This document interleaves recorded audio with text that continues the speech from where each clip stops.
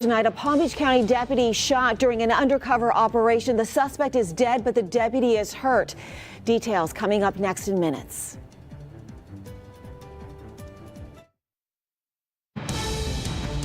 CBS 12 News starts now with breaking news. We are following breaking news tonight at 11. This is a live look at St. Mary's Medical Center as deputies line up after an undercover agent was shot tonight. The Palm Beach County Sheriff's Office says the deputy is in surgery right now. And we are learning that the suspect was killed. That's right. Now, this shooting happened over in a popular area in the Palm Beach Gardens at the intersection of North Military Trail and PGA Boulevard. That's near a Wells Fargo and an Embassy Suites, if you're familiar with that area. That deputy, by the way, was shot. Palm Beach County Sheriff's undercover narcotics agent say unfortunately he was shot in the face. He was rushed to St. Mary's Medical Center by a DEA agent that was also in that undercover operation. Right now, we are still waiting to hear the condition of this deputy. Sources tell us that both the DEA agent and the PBSO undercover agent were trying to make an arrest on that suspect when the shooting happened. Again, the suspect is dead, but that deputy is currently in surgery. We understand he was shot in the face. We are awaiting a news conference. Let's listen in. At about 8 o'clock tonight, the Palm Beach County Narcotics Task Force, which is comprised not only of the Sheriff's Office, but other agencies supplied agents to the task force along with the FBI and DEA, came up to the gardens here. We had search warrants for a house and a car. We were looking for a particular individual. He's an MS-13 gang member. We had probable cause to arrest him on 4 separate narcotics buys for heroin, cocaine, and marijuana. And they made contact with him. They decided that they were going to ask him to deliver some more narcotics so they could take him down, have the FBI question him after that so they can get some leads to have some more investigation as far as what MS-13 is doing with this particular operation. They observed the suspect come down, get into his car, went to a parking lot location over here where they decided to meet him out of the way where there wasn't any pedestrians around or it wasn't close to the apartment complex. Once the vehicle backed in, our tactical officers and narcotics officers who are dressed in tactical outfits, says sheriff across the front, we're in a vehicle. Vehicle has blue lights, pulled up to the bad guy's vehicle. He was sitting in that vehicle. Our people got out, yelled sheriff's office. One of the deputies went towards the driver's side, at which time the driver fired 2 or 3 shots. We're not exactly sure how many right now, but definitely at least 2, one of which struck our deputy in the cheek area here. The bullet is lodged in his orbital bone in his cheek. At that time, the other deputies that were there on the arrest team returned fire, and the suspect is deceased in the vehicle. Here is a picture of the firearm still in the hands of the MS-13 gang member, right? It looks to me like it's a revolver. We furnished you a copy of it. This individual has an extensive felony background, actually did time in prison for firearms violation. Very dangerous individual, which most of these MS-13 people are. And we're very lucky that our deputy was only wounded in the face here. He's in surgery right now. They think that they're going to have to do a follow-up surgery tomorrow, but he's going to make it. And we're very happy about that. And now the Florida Department of Law Enforcement is here along with our detectives and our internal affairs, and we're going to recreate what happened. FDLE will be the investigating agency along with the state attorney's office, and the results of that will be determined and turned back over to you. Andrew from Channel 5, how prevalent is MS-13 in Palm Beach County? Well, it's not the biggest, but it's not the smallest either. It's something we've been working on, and this is one of the pieces of the puzzle we've been working on to get into this gang and find out what they're doing, because they're trying to get a stronghold, and we're not going to let them. When you look at how close that bullet got to a vital organ, the brain, what are you thinking? He's a lucky man. In fact, today is that deputy's birthday. He turned 29 today. So he's a lucky man. Happy birthday to him. So bottom line is, you see all these law enforcement officers across the country that are getting killed every single day because these gang members and these people out here, they don't have the slightest hesitation to kill a law enforcement officer anymore. It was almost unheard of 20 years ago. It was like everybody's in awe that a law enforcement officer was killed. Now it becomes commonplace, and it's got to stop. Have you gotten a chance to talk to that deputy's family and go through things with them so far? Not yet. You know, he's in surgery right now, so we can't talk to him. Tomorrow, I'm planning on going up to the hospital tomorrow. His folks have been notified, and they're aware of the fact that he's in stable condition. He's going to make it, and like I say, he's a very lucky man, without a doubt. Did he live here in this? He does. He lives in this apartment complex up here, and one of the search warrants was for his house because this has been an ongoing investigation along with DEA and the FBI. Can you say how long he's been on your radar for? A while. Were you guys able to go into his house and We'll end up with the search warrant before the night's over. Obviously, this is going to take precedence right now. As soon as we get this scene fully investigated, locked down, and we have everything done that we needed to do here, then we'll perform the search warrant on the car. Then we'll do the search warrant at the house and see if there's any other items that we need to confiscate. Sheriff, how long has this investigation been ongoing? Several months. These type of investigations are very labor intensive, especially when you're dealing with a gang like MS-13, because they're hard to track, and it's almost impossible to get an informant inside of them. That's why you're lucky if you can get somebody to turn on them, because they're so dangerous. And that was the key in this case, that you were able to get somebody to turn. Yep, no doubt. So we were hoping to be able to interrogate him longer, but he decided that he wasn't going to go that way and go the hard way. No problem. Okay, we appreciate it. If we come up with any other information, we'll get back to you. But again, we're fortunate that this deputy is alive and well, and a bad guy is off the street and out of this neighborhood. Okay, thank you, folks. Thank you, Sheriff. Palm Beach County Sheriff Rick Bradshaw addressing the media now after a deputy-involved shooting. This happening in Palm Beach Gardens. And I just want to give you a little input here.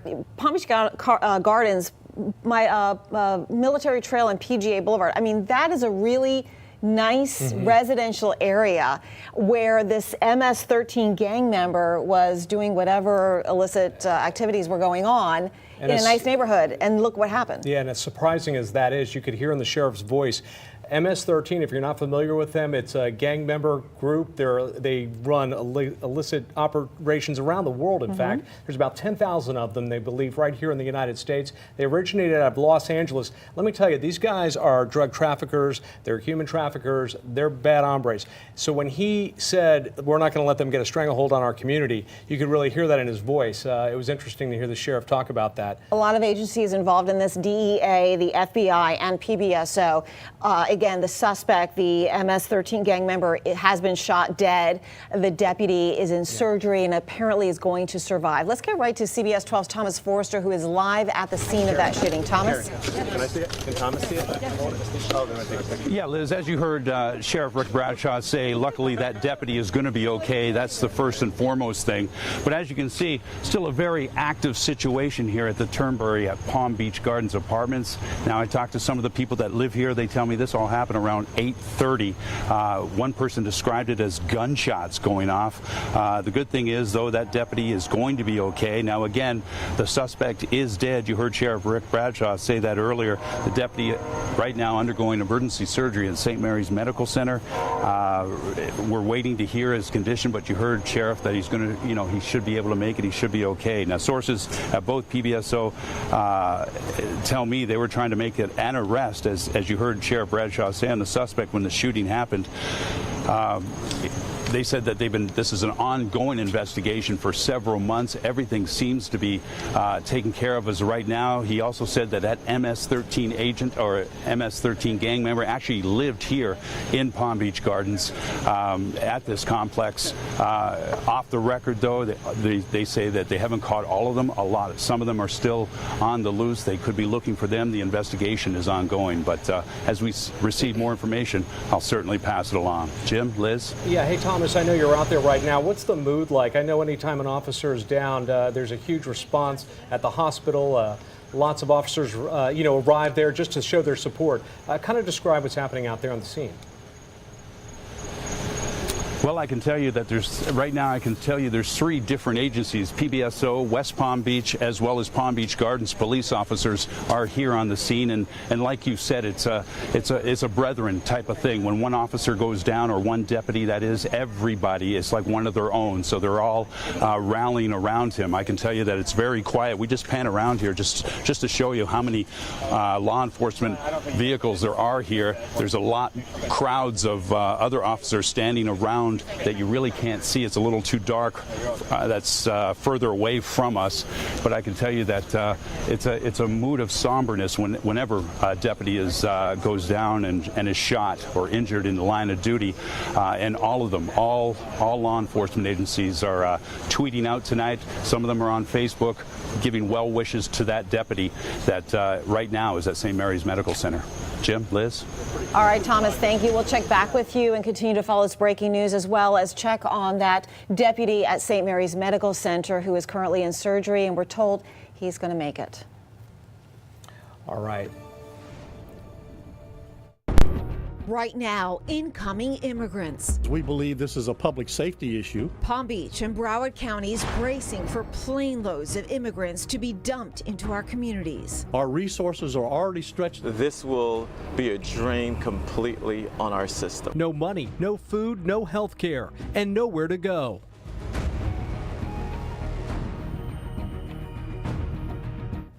From the southern border to South Florida, thousands of immigrants will soon fill our streets. That's right. They're going to be brought by plane, then processed through a border patrol over in Riviera Beach, then released into our streets with the promise to appear in court. The impacts will be huge. Tonight, red flags are being raised by our leaders. Where will they live? Where will they go to school? What will they do for health care? What kind of health conditions do they have, even though they've had a minor physical exam? You know, what are they going to do when they get here?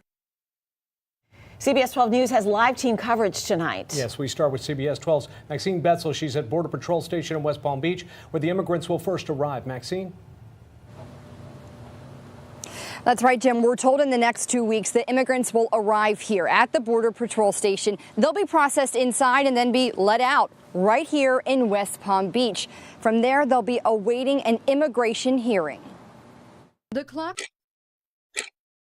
is ticking. In just 2 weeks, Palm Beach County must be prepared to begin taking in hundreds and eventually thousands of immigrants from the U.S.-Mexico border. If you're bringing people who don't have a job, don't have the skill set, and are not legal and that are undocumented in the county, this will be a drain completely on our system. Mayor Mac Bernard has many concerns when it comes to caring for the immigrants, who he says will likely have nowhere to go and end up on our streets. We will pretty much double or triple our homeless population. When it comes to housing them, he says the county is looking at a site out west where tents can be set up, but they'll also need to figure out how to feed them and keep them safe.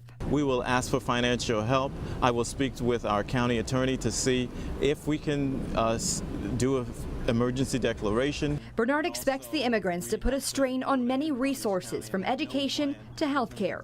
He says the administration's plan to send them to Palm Beach and Broward counties is irresponsible and unfair. What we hope is that it is not political. Political or not, the immigrants are expected to be here soon. There's no end date, which means that if you're sending 135 people per week, that's about close to 5,000 to 6,000 people who are going to come to Palm Beach County per year.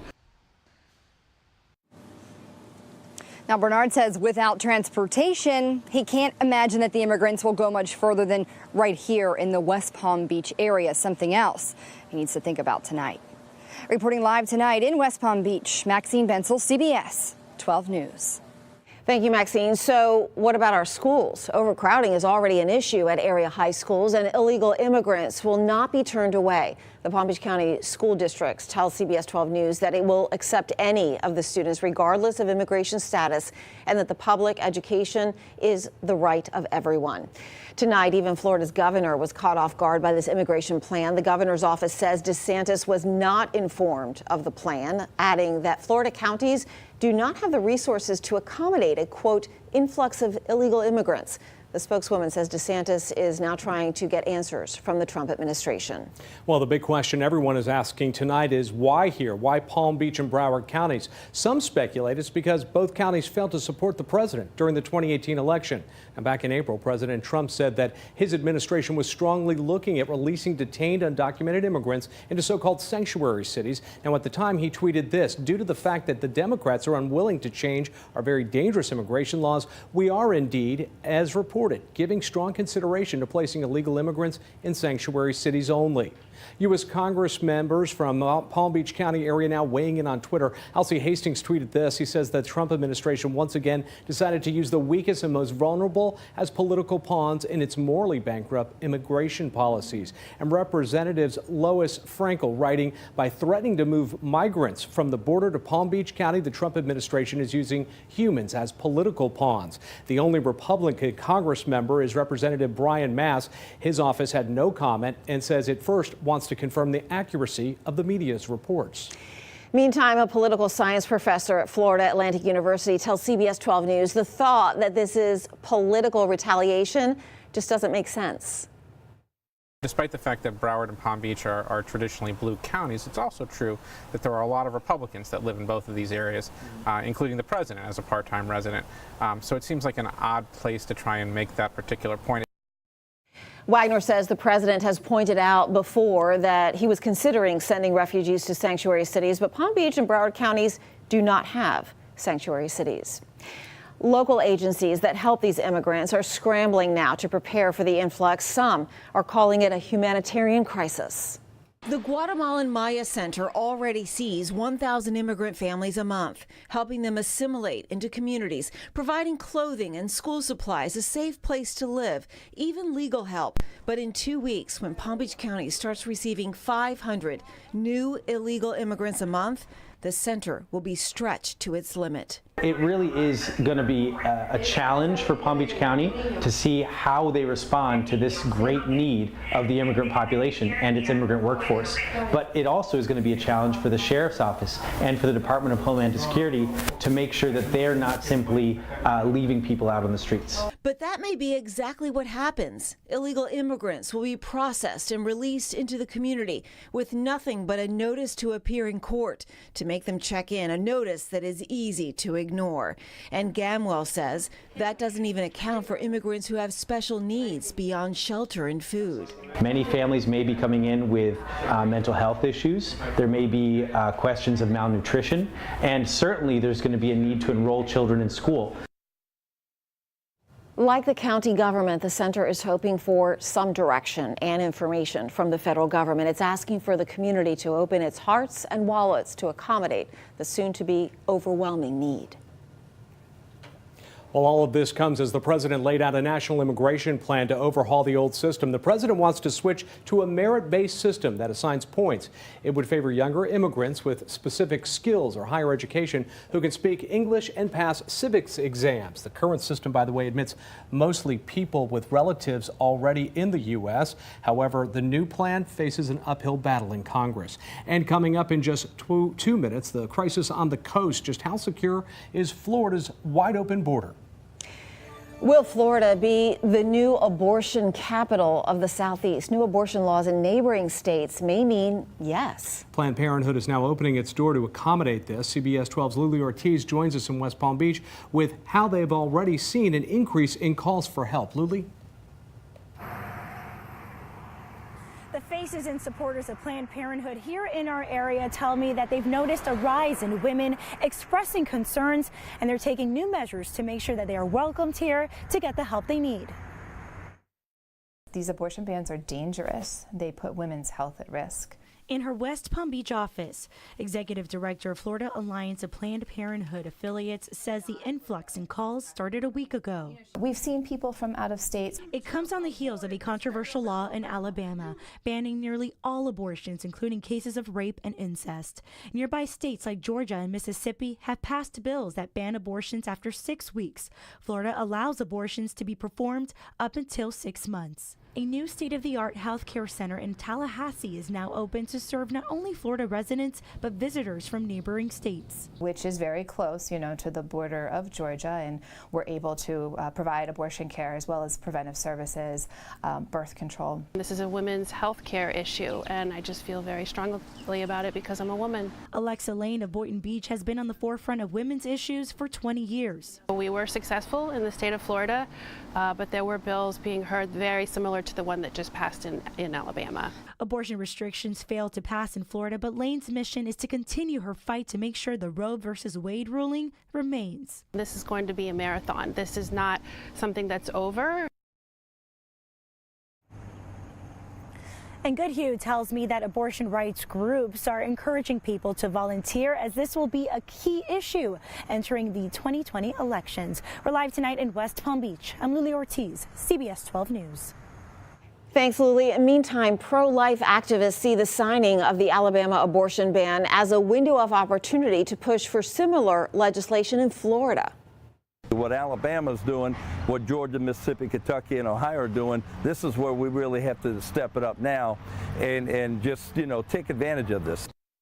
Backers of the Alabama legislation say their ultimate goal is getting the U.S. Supreme Court to overturn the landmark Roe v. Wade decision, preserving a woman's right to an abortion. Billions of dollars being spent each year to secure our border with Mexico. As individuals and entire families try to make the U.S. their new home, Border Patrol agents say they are working harder than ever to keep them out. Yeah, and while there's increased attention to secure Mexico border, well, Florida's coastal border is wide open, and that open border is under siege. CBS 12 News investigates. AJ Walker is here with an investigation, Crisis on the Coast. This is nighttime video from Border Patrol of a boat full of migrants being smuggled into Palm Beach County. Experts tell us these now frequent, fearless attempts to get into the U.S. illegally through Florida are going to start happening more often, creating a more insecure border. As the Trump administration continues a severe crackdown on illegal immigration, Border Patrol facilities on the southern border are bursting at the seams. When you can't get in one place, you're going to look for another opportunity. CBS 12 Investigates found with heightened security at our southern border, there's an anticipated increase in people trying to enter the U.S. illegally through Florida. Border Patrol is requesting more funding for Florida, and Customs and Border Protection is looking at how to train more agents for air surveillance that would spot migrants and mules before they reach our shores. And the Gulf Stream is here. Lisa Ruth, the former CIA officer who specializes in intelligence and security, says even with what is now billions of dollars being spent to secure Florida's border, it's not enough. It would require a financial and human investment that it's just unrealistic. You really can't secure this border. Even if you have the Coast Guard out there, they do a great job. And then you have Air and Marine Operations, and they do a great job. Then you have the Border Patrol. It would still be a difficult mission to say that we've stopped every boat coming in that's smuggling people and contraband. Border Patrol agent Peter Daniel takes on this mission every day. Some days it pays off more than others. This footage of 19 migrants being smuggled by boat to Fisher Island near Miami shows how quick and easy it is to get into the U.S. through Florida. Border Patrol says with the help of local police, they caught 18 of the 19 migrants and turned them over to ICE for removal. But for every capture, there's an unknown number of migrants who make it across and stay. This landing site here, located at Ocean Reef Park in West Palm Beach, is a great example of how smugglers can use boats after they depart the Bahamas with illegal aliens or contraband and make landfall right here in the United States, right here on the Florida beach undetected. What are the key tools that they need in terms of trying to secure this border? Yeah, I would say intelligence. The single most important thing is going to be intelligence. You would get that through the Bahamas or through anybody who's running them across. Both Ruth and Daniel suggest keeping a close eye on the Bahamas because of its close proximity to Florida. They say many migrants go to the far northwest corner of Grand Bahama Island and pay smugglers to take them by boat 60 miles straight across to Palm Beach County. Looking for one boat in the entire vast ocean is like looking for a needle in a haystack. That is one of the biggest challenges we have, is just the sheer size of our area. Our research found there are only 130 border agents patrolling the 1,200 miles of Florida coast. Compare that to a 1,200-mile distance on our southern border, there are 11,000 border agents patrolling. Fewer resources makes it harder for Border Patrol agents to stop migrants from sneaking across Florida's border, and it makes the Sunshine State a much more attractive option than the Mexican border. Border Patrol also works closely with their counterpart Air and Marine Operations and the U.S. Coast Guard to stop migrant smuggling. But it isn't just people looking to make the U.S. their home illegally that has counterintelligence so concerned. Tomorrow, we'll take a look at the increase in drug smuggling into our coast. For CBS 12 News Investigates, I'm AJ.